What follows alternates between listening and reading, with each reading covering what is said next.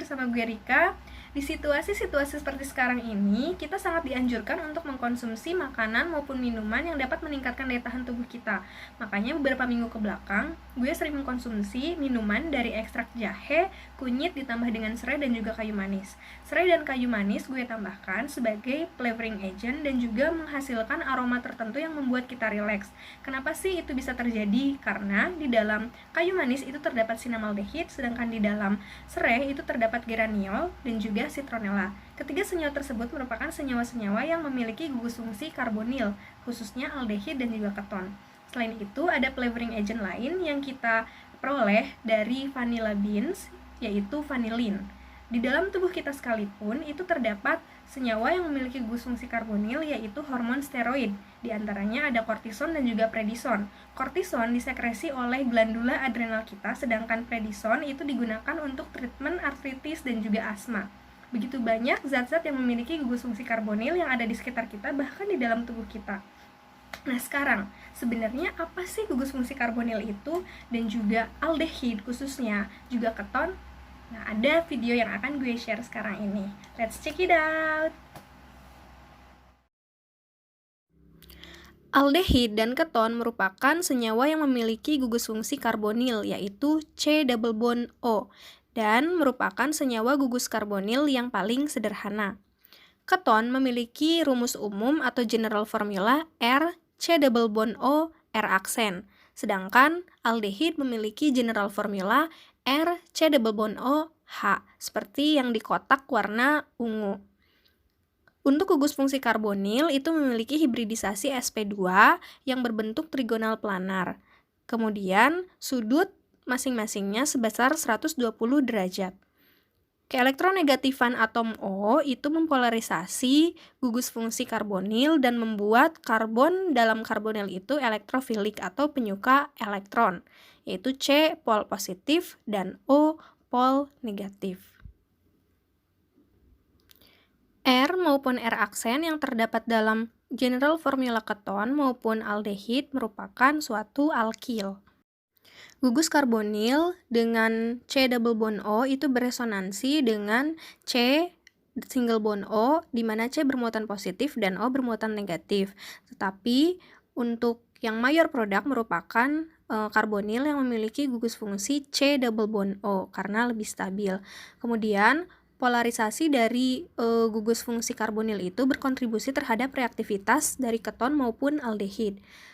Polarisasi positif dari atom karbon itu bertindak sebagai elektrofil atau Lewis acid atau penyuka elektron, sedangkan polarisasi negatif atom oksigen itu bertindak sebagai nukleofil atau basa Lewis. Kemudian jika kita bandingkan dengan jumlah berat molekul yang sama, atau asetaldehid dan juga aseton yang merupakan keton dan juga aldehid yang paling sederhana, momen dipol dari aldehid, asetaldehid itu lebih kecil dibandingkan dengan aseton. Hal ini mungkin diakibatkan karena di dalam aseton itu mengikat 2 gugus R, sedangkan di dalam asetaldehid itu hanya mengikat 1 gugus R. Baik aldehid maupun keton, keduanya bereaksi dengan nukleofil. Hanya reaktivitasnya terhadap nukleofil itu dipengaruhi oleh sterik. Semakin besar steriknya, maka reaktivitasnya terhadap nukleofil juga semakin berkurang. Nah, sekarang bagaimana dengan penamaan untuk aldehid maupun keton? Tata nama aldehid dan keton itu sama halnya dengan senyawa-senyawa organik lainnya, yaitu ada penamaan berdasarkan IUPAC dan juga penamaan berdasarkan common name atau nama dagang, trivial. Nah, untuk IUPAC, untuk aldehid, itu pertama kita pilih dulu rantai terpanjangnya yang mengikat CHO sebagai parent chain, lalu diakhiri dengan akhiran al, itu untuk gugus fungsi yang rantai terbuka. Sedangkan jika gugus fungsi aldehid atau CHO itu berikatan dengan suatu cincin, maka disebutkan dulu cincinnya atau sikliknya, baru kemudian diakhiri dengan akhiran karbaldehida. Kemudian seperti penamaan-penamaan senyawa lainnya, nah kita tuliskan C nomor 1 untuk senyawa aldehid yang rantai terbuka itu diawali dengan C yang berikatan C double bond OH itu sebagai C nomor 1, diikuti dengan yang lainnya. Kemudian untuk senyawa aldehid yang berikatan dengan ring atau siklik C nomor 1 adalah C yang tepat berikatan dengan gugus fungsi CHO. Maka untuk senyawa ini, untuk yang rantai lurus namanya adalah 2,3 dimetil butanal. Seperti biasa, penamaan sesuai dengan alfabet jika dia memiliki substituen. Sedangkan untuk yang ringnya namanya 2-etil sikloheksana karbaldehida. Oke, selanjutnya ini ada beberapa contoh dari senyawa-senyawa yang memiliki gugus fungsi aldehid yang dia berikatan dengan substituen lain, seperti dari yang paling sederhana ada etanal dengan jumlah C2, kemudian yang terakhir itu ada suatu siklik pentana, maka penyebutannya diawali dengan 2-hidroksi cyclopentane 1 karbaldehida karena karbaldehida itu diikat di C nomor 1. Jadi prioritasnya adalah aldehid terlebih dahulu, baru diikuti oleh substituen lain.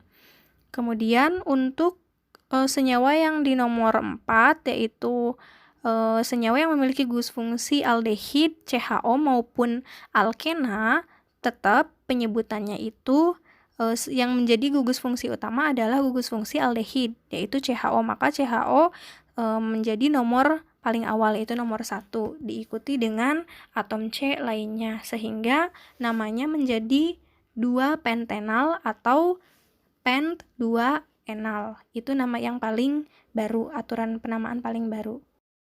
Untuk common name aldehid itu ada 2 cara. Pertama, dengan menyebutkan akhiran aldehida dan parent name-nya. Misalnya, metanal kita sebut sebagai formaldehid, etanal kita sebut sebagai acetaldehid, CHO yang mengikat benzena kita sebut sebagai benzaldehid. Sedangkan jika senyawa aldehid tersebut memiliki substituen, maka kita sebutkan alfa, beta, gamma, dan seterusnya. Alfa itu diawali dari C nomor 2 setelah gugus CHO.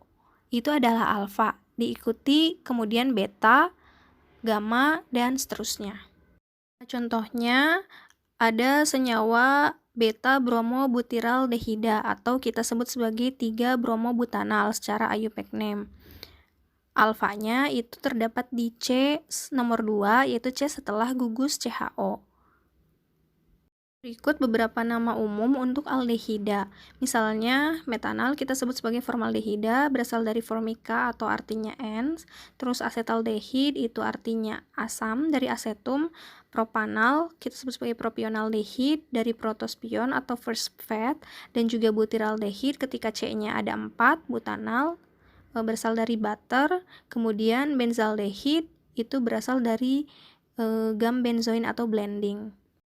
Oke, nah sekarang bagaimana untuk tata nama keton? Pada dasarnya sama dengan aldehid, itu ada IUPAC dan juga common name atau trivial. Untuk IUPAC name keton itu ada 2 penamaan, tergantung dari jenis senyawanya. Jika dia mengikat dengan siklik ataupun tidak, itu berbeda penamaannya.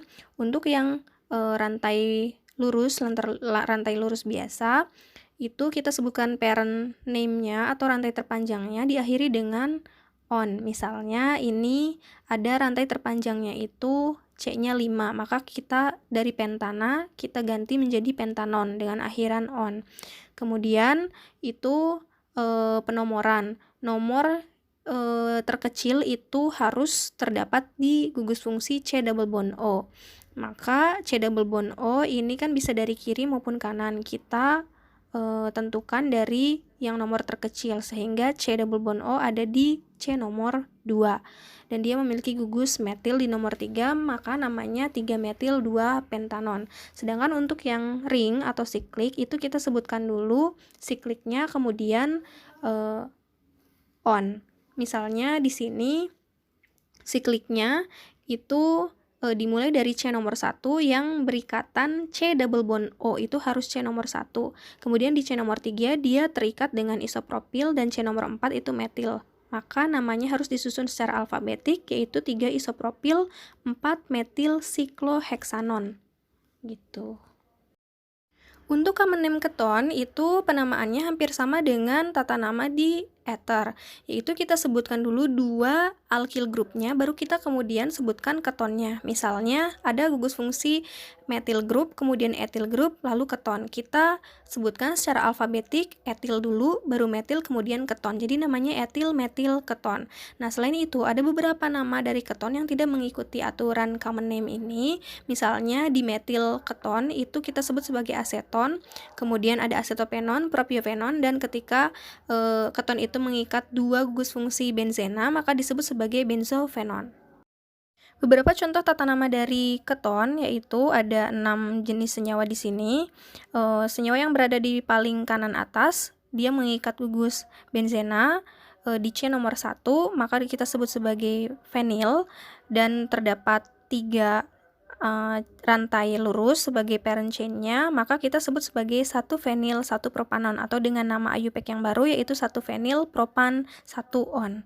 Kemudian di baris kedua yang tengah itu ada senyawa keton siklik, di mana di C nomor 2 itu terdapat double bond atau gugus alkena, maka kita sebutkan dulu 2 cyclohexenon, yaitu alkenanya berada di C nomor 2, atau penamaan baru cyclohex 2N1-on. Nah, sekarang bagaimana jika kita ingin mengetahui lokasi substituen dari suatu keton? Maka kita gunakan penamaan dengan bentuk alfa, beta, dan juga gamma. Contohnya ada di senyawa nomor 4, yaitu paling bawah sebelah kanan.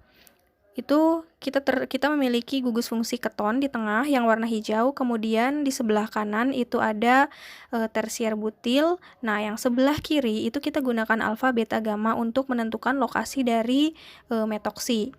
Maka alfa itu terdapat gugus metoksi, kemudian beta dan juga gamma. Jadi namanya tersier butil alfa metoksi propil keton. Kadangkala gugus fungsi asil atau RCO itu bertindak sebagai substituen. Nah, untuk menamai asil grup tersebut, baik itu IUPAC maupun common name, kita gunakan yaitu parent name-nya terlebih dahulu, baru kita tambahkan akhiran il atau oil. Misalnya ada benzyl group, formyl group, acetyl group, dan juga benzoyl group. Hati-hati jangan keliru antara benzyl group dan juga benzoyl group. Untuk benzyl group itu adalah CH2 yang berikatan dengan benzena, sedangkan benzoyl group adalah karbonil C double bond O yang berikatan dengan benzena. Kemudian, jika senyawa tersebut adalah aldehid yang berikatan juga dengan alkena, maka kita sebut sebagai enal. Sedangkan alkanon atau keton yang berikatan juga dengan alkena kita sebut sebagai enon. Bagaimana jika dalam satu senyawa itu terdapat lebih dari satu gugus fungsi? Misalnya ada gugus fungsi aldehid maupun keton. Nah, mana yang lebih diprioritaskan? Di sini ada tabel prioritas dari functional group. Yang paling prioritas adalah acid atau asam karboksilat, diikuti ester, aldehid, keton, sampai yang paling lowest priority-nya adalah halida, yaitu F, Cl, Br, maupun I. Misalnya ada senyawa 3-oksopentanal, mana yang lebih kita prioritaskan? Yaitu gugus fungsi aldehid CHO, maka sebagai parent chain-nya adalah alkanal, yaitu memiliki 5C, kita sebut sebagai pentanal, dan di C nomor 3 itu terdapat gugus fungsi keton, kita sebut sebagai 3-oksopentanal. Untuk sifat-sifat fisik dari senyawa aldehid maupun keton sama halnya dengan senyawa organik lainnya, yaitu dari boiling point dan melting point, juga kelarutan. Semakin besar molekul tersebut atau semakin berat molekul tersebut, maka boiling point dan melting point-nya pun akan semakin tinggi. Juga semakin kuat gaya interaksi molekulnya akan menyebabkan melting point dan boiling point-nya itu semakin tinggi. Gaya antar molekul yang terdapat di dalam aldehid maupun keton adalah gaya van der Waals dan juga gaya dipol-dipol, di mana interaksi molekul ini lebih rendah kekuatannya dibandingkan dengan interaksi yang ada di dalam alkohol, yaitu interaksi yang berikatan hidrogen, sehingga dengan berat molekul yang sama, jika kita bandingkan antara alkohol maupun aldehid dan juga keton, maka aldehid dan keton akan memiliki titik didih dan juga melting point yang lebih rendah dibandingkan dengan alkohol. Aldehid maupun keton akan larut di dalam pelarut-pelarut senyawa organik, sedangkan di dalam air itu tergantung jumlah atom C-nya. Jika aldehid maupun keton itu memiliki jumlah atom C sampai dengan 5, maka dia dapat larut di dalam air. Sedangkan untuk yang lebih dari 5 tidak dapat larut dalam air karena porsi dari alkil nonpolarnya itu lebih besar. Berdasarkan hasil pengukuran spektrum inframerah dari propanal, terdapat 3 peak utama, yaitu peak yang paling tinggi ditunjukkan oleh gugus fungsi karbonil C double bond O dengan 1739 panjang gelombangnya. Sedangkan untuk gugus fungsi CH yaitu sp2 muncul pada dua peak, yaitu 2813 dan juga 2716. Penyerapan gugus karbonil oleh spektrum IR untuk senyawa-senyawa keton siklik itu akan semakin besar ketika terjadi kenaikan regangan dari cincin tersebut, dan ketika jumlah cincin tersebut semakin menurun akan menyebabkan kenaikan dari adsorpsi IR spektrum. Berdasarkan dari beberapa struktur dan juga data dari absorpsi IR spektrum untuk senyawa-senyawa karbonil, dapat disimpulkan bahwa adanya efek konjugasi dan juga delokalisasi elektron oleh pi bond itu menyebabkan penyerapan panjang gelombang IR spektrum itu akan lebih rendah dibandingkan dengan karbonil yang mengikat single bond. Spektroskopi IR, spektroskopi NMR juga digunakan untuk mengidentifikasi struktur suatu senyawa. Spektroskopi NMR merupakan spektroskopi frekuensi radio yang didasarkan pada medan magnet dari spin inti atom yang bermuatan listrik. Prinsipnya adalah penyerapan energi oleh partikel yang sedang berputar dalam medan magnet. Berikut merupakan hasil dari spektrum NMR untuk senyawa propionaldehida, yaitu menggunakan 13C NMR dan juga 1H NMR. Senyawa aldehid dapat disintesis dengan melalui berbagai macam metode, diantaranya ada sekitar 7 metode umum yang digunakan untuk mensintesis aldehid. Pertama, melalui oksidasi alkohol primer menggunakan PCC. Kedua, reduksi dari ester dan juga asam klorida. Ketiga, hydroboration oxidation dari suatu alkuna. Kemudian ada oksidasi alkohol sekunder menggunakan reagen ion kromium, dan ada reaksi dari asam klorida dan organocuprates, dan ada reaksi Friedel-Crafts acylation. Kemudian yang terakhir ada hydration of an alkyne menggunakan katalis HgSO4 dalam suasana asam H2SO4. Aldehid maupun keton mengalami berbagai macam reaksi. Dari sekian banyak reaksi, terdapat general consideration dari reaksi-reaksi yang terjadi bahwa baik aldehid maupun keton terdapat dua reaksi, yaitu reaksi yang terdapat pada karbon-karbonil dan yang kedua reaksi pada karbon alfa. Reaksi pada karbon-karbonil merupakan reaksi adisinukleofilik di mana terjadi pemutusan ikatan rangkap di C karbonil, yaitu C dan double bond O itu putus, kemudian nukleofil masuk menyerang karbokation sehingga terbentuk suatu senyawa baru. Yang kedua, reaksi pada karbon alfa, yaitu suatu basa yang akan menyerang hidrogen, kemudian hidrogen pada C alfa. C alfa adalah C yang terikat langsung dengan C karbokation, itu akan lepas dan membentuk suatu ion enolat yang saling beresonansi.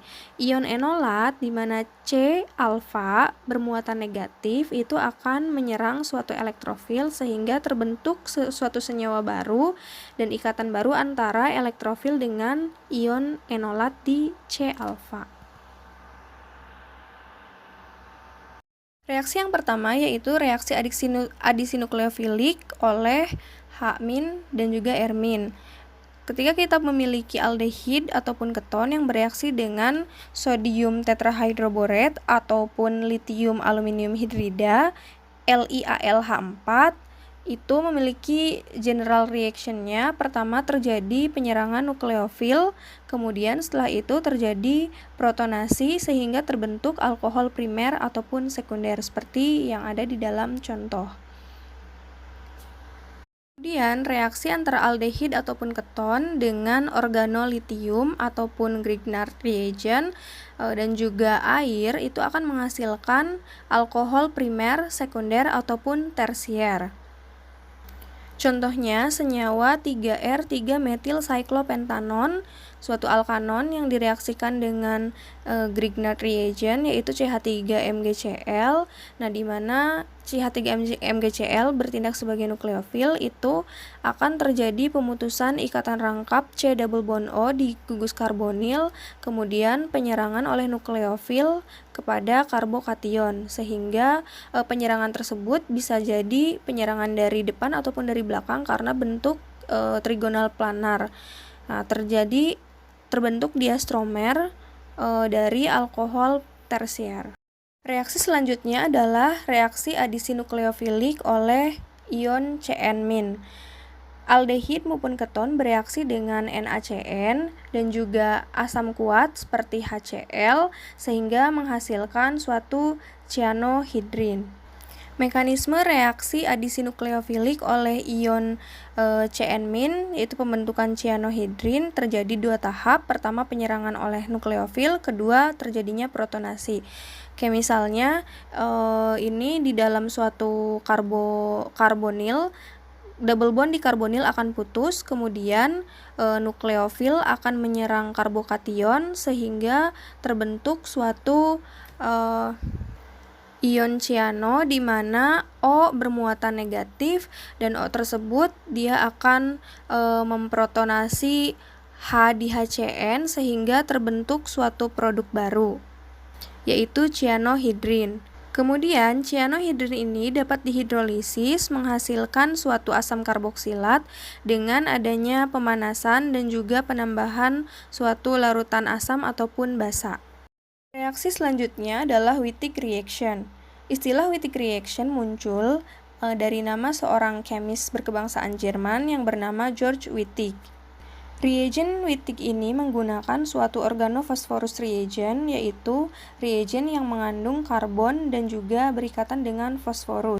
Suatu senyawa karbonil, baik itu aldehid maupun keton, ketika direaksikan dengan reagen Wittig maka akan menghasilkan suatu alkena. Saat senyawa karbonil direaksikan dengan Wittig reagen, maka atom karbonil oksigen digantikan oleh muatan negatif dari grup alkil yang terikat ke fosforus.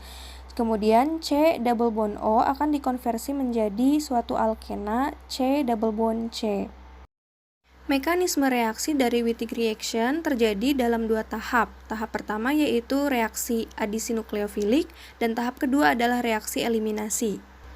Wittig reagen yang memiliki P yang bermuatan positif akan diserang oleh suatu double bond dari karbonil, gugus karbonil sehingga terjadi pemutusan ikatan rangkap. Kemudian C di karbonil tersebut menjadi karbokation dan terjadi penyerangan oleh karbanion dari reagen Wittig tersebut sehingga membentuk suatu ikatan baru C dan C. Seperti senyawa yang terbentuk dalam contoh ini yaitu oxafosfetane. Kemudian di tahap 2 terjadi eliminasi triphenyl phosphine oxide sehingga pH3P double bond O itu lepas dan membentuk suatu alkin dan juga triphenyl phosphine oxide. Selanjutnya adalah reaksi adisi dari amina primer. Amina merupakan suatu senyawa nitrogen organik yang di dalamnya terdapat pasangan elektron bebas pada atom N. Amina diklasifikasikan menjadi amina primer, sekunder, dan juga amina tersier. Untuk amina primer dan amina sekunder itu bisa bereaksi dengan aldehid dan keton, sedangkan amina tersier itu tidak bisa.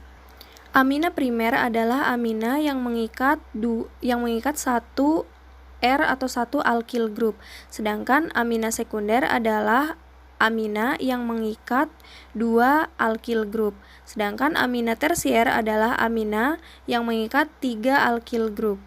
Pembentukan suatu imin terjadi karena adanya reaksi dari aldehid ataupun keton dengan amina primer, sehingga menghasilkan imin. Mekanisme reaksi pembentukan imin dari aldehid maupun keton terjadi dalam 2 bagian. Pertama adalah adisi nukleofilik, yaitu pembentukan karbinol amine, dan yang kedua adalah eliminasi molekul H2O sehingga terbentuk imin. Di bagian pertama, intinya sama dengan reaksi adisi nukleofilik yang lain, yaitu pertama adanya penyerangan oleh nukleofil ke karbokation. Kemudian terjadi transfer proton sehingga terbentuk suatu karbinol amine. Kemudian di reaksi eliminasi H2O membentuk imin, pada tahap 3 itu terjadi pembentukan Liping group karena adanya protonasi oleh gugus fungsi OH. Kemudian di tahapan selanjutnya terjadi eliminasi molekul H2O sehingga terbentuk suatu ion iminium di mana ion tersebut saling beresonansi untuk saling menstabilkan, dan di tahapan terakhir itu terbentuk suatu imin dengan melepaskan H+ yang berikatan dengan molekul H2O. Molekul H2O ini bertindak sebagai basa untuk menyerang H+ di ion iminium. Di dalam retina mata kita terdapat suatu senyawa yang sensitif terhadap cahaya, disebut sebagai rodopsin. Rodopsin mengandung protein capsin yang terikat kepada 11 cis retinal melalui imin linkage. Fungsinya adalah pada saat cahaya masuk, maka 11 cis retinal ini akan berisomer menjadi 11 trans retinal dan akan mentransmisikan impuls syaraf ke otak melalui syaraf optik. Reaksi berikutnya adalah reaksi adisi dari amina sekunder. Reaksi antara aldehid ataupun keton dan juga amina sekunder akan menghasilkan suatu enamin atau yang dikenal sebagai gabungan dari alkena dan juga amina. Hampir sama dengan adisi amina primer, di adisi amina sekunder juga terjadi mekanisme reaksi dibagi menjadi dua bagian, yaitu adisi nukleofilik dari amina sekunder, kemudian di tahapan selanjutnya terjadi suatu eliminasi H2O. Sehingga menghasilkan suatu enamin, yaitu suatu senyawa yang memiliki gugus fungsi NR dan juga alkena.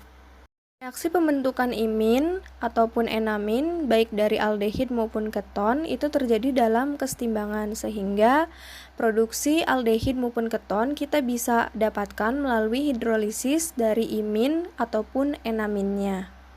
Berikutnya ada reaksi adisi H2O atau disebut sebagai hydration. Dalam hydration ini, suatu karbonil baik itu aldehid maupun keton direaksikan dengan H2O menggunakan suatu katalis basa ataupun asam, sehingga terbentuk suatu senyawa baru yang disebut sebagai gemdiol atau hydrate. Jumlah produk gemdiol yang dihasilkan itu tergantung dari kestabilan senyawa karbonil.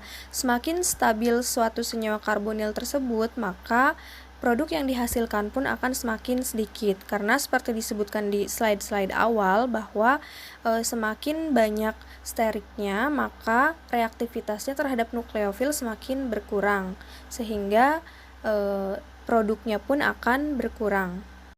Adisi suatu H2O menjadi gemdiol menggunakan katalis basa dilakukan dalam dua tahap, yaitu pertama penyerangan oleh nukleofil, kemudian yang kedua terjadinya protonasi, hampir sama dengan reaksi-reaksi sebelumnya, yaitu penyerangan nukleofil dan juga protonasi. Katalis basa yang digunakan di sini berfungsi untuk menaikkan laju reaksi, dan juga basa akan mengkonversi H2O menjadi OH-, yaitu suatu nukleofil yang lebih kuat. Pada reaksi adisi H2O dengan menggunakan katalis asam, tahapan yang terjadi adalah protonasi karbonil grup terlebih dahulu, baru diikuti oleh penyerangan nukleofilik, dan terakhir deprotonasi. Protonasi oleh asam dilakukan terlebih dahulu karena nukleofil yang digunakan adalah H2O yang merupakan nukleofil yang lemah. Berikutnya adalah pembentukan suatu asetal melalui reaksi adisi alkohol. General reaction dari pembentukan suatu asetal yaitu C yang berikatan 2 dengan gugus alkoksi adalah terbentuk dari adanya reaksi gugus karbonil dengan 2 ekuivalen alkohol. Pada reaksi ini berbeda dengan reaksi-reaksi adisi lainnya karena kita memiliki 2 ekuivalen alkohol yang ditambahkan ke dalam gugus karbonil dan 2 ikatan sigma baru yaitu C single bond O pun terbentuk. Pembentukan asetal ini dikatalis oleh suatu asam, umumnya menggunakan asam TSOH atau para-toluene sulfonic acid. Asetal meskipun dia memiliki C yang berikatan dengan 2 OR tetapi tidak sama dengan ether. Pada pembentukan asetal ini, di akhir reaksi diperoleh juga air. Nah, air ini bisa kita reduce dengan menggunakan Dan-Stark trap, yaitu merupakan suatu alat yang digunakan untuk menghilangkan air dari reaksi pembentukan asetal. Mekanisme pembentukan asetal itu terdiri dari dua proses secara umum. Pertama adalah adisi satu ekivalen alkohol sehingga membentuk suatu hemiasetal. Kemudian terjadi konversi dari hemiasetal menjadi asetal. Untuk mekanisme pembentukan suatu hemiasetal sebetulnya terjadi dalam 3 tahap, hampir sama dengan proses-proses sebelumnya, yaitu tahap pertama terjadi suatu protonasi, kemudian terjadi penyerangan nukleofil, dan terakhir deprotonasi sehingga terbentuk suatu hemiasetal. Kemudian pembentukan suatu hemiasetal memiliki mekanisme pertama eliminasi H2O menjadi suatu leaving group yang baik, kemudian terjadi penyerangan nukleofilik dan juga deprotonasi sehingga diperoleh suatu asetal. Seperti reaksi pada imin sebelumnya, proses pembentukan suatu asetal maupun hemiasetal dari aldehid dan keton terjadi secara reversible, sehingga kita juga bisa memperoleh kembali suatu aldehid maupun keton melalui reaksi hidrolisis, tentunya dalam suasana asam. Suatu hemiasetal bisa membentuk siklik ataupun ring yang memiliki 5 ataupun 6 atom karbon yang membentuk suatu cincin yang stabil. Keduanya, atom C itu sama-sama terikat ke gugus fungsi OH. Hanya di dalam siklik hemiasetal, atom O juga berikatan dengan OR yang merupakan bagian dari suatu cincin. Sedangkan untuk yang hemiasetal biasa, OR-nya tidak berbentuk cincin. Suatu hemiasetal terbentuk dari adanya reaksi adisi nukleofilik suatu gugus fungsi hidroksi atau OH menjadi gugus fungsi karbonil. Dari hasil reaksi yang ada di sini dapat disimpulkan bahwa bentuk siklik hemiasetal yang memiliki C5 dan juga C6 adalah bentuk yang paling stabil dengan produksi yang diperoleh sebanyak 94% dan juga 89%. Kemudian, prinsip dasar terjadinya pembentukan siklik hemiasetal itu sama dengan reaksi-reaksi sebelumnya, yaitu pertama terjadinya suatu protonasi, kemudian penyerangan nukleofil, dan terjadinya deprotonasi sehingga terbentuk suatu siklik hemiasetal. Pembentukan siklik hemiasetal ini akan membentuk suatu pusat stereogenik yang baru dikarenakan karena jumlah equal dari 2 enantiomer.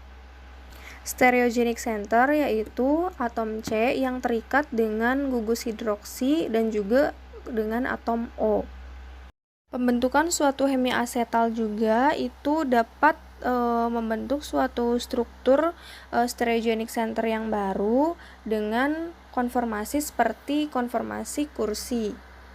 Seperti yang sudah dijelaskan di slide-slide sebelumnya bahwa siklik hemiasetal juga dapat dikonversi menjadi suatu asetal dengan cara direaksikan dengan suatu alkohol dalam suasana asam.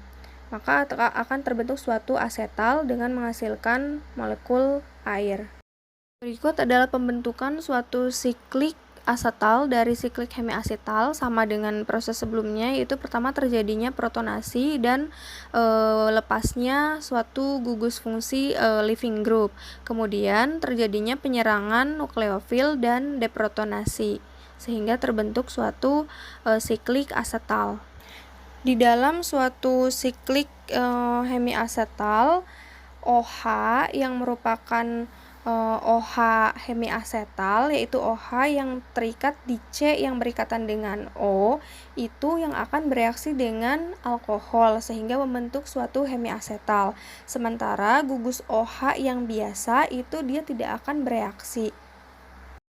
Suatu siklik asetal ataupun hemiasetal banyak terdapat dalam karbohidrat, misalnya saja glukosa, contoh yang paling umum. Kemudian ada juga laktosa yang terdapat dalam karbohidrat di lemak. Seperti pada contoh struktur berikut, hemiasetal terdapat pada beta-deglukosa dan juga asetal yang terdapat pada laktosa. Hemiasetal yang terdapat dalam gula itu terbentuk dari adanya proses pembentukan siklik hidroksialdehid. Gugus OH akan membentuk suatu ikatan yang digunakan untuk membentuk hemiasetal sehingga terbentuk alfa-D-glukosa dengan produk 63% dan juga alfa-D-glukosa dengan produk sebanyak 37%. Untuk yang beta-D-glukosa merupakan produk yang banyak karena strukturnya lebih stabil. Hal ini dikarenakan gugus OH-nya terdapat di bagian ekuatorial. Oke guys, jadi itu tadi beberapa hal yang bisa di-sharekan, yaitu mengenai aldehid dan keton, mulai dari apa itu aldehid dan keton, bagaimana propertisnya, bagaimana penamaannya, maupun reaksi dan mekanisme reaksinya. Oke, segitu dulu video kali ini. See you on the next video. Bye-bye and stay healthy. Bye!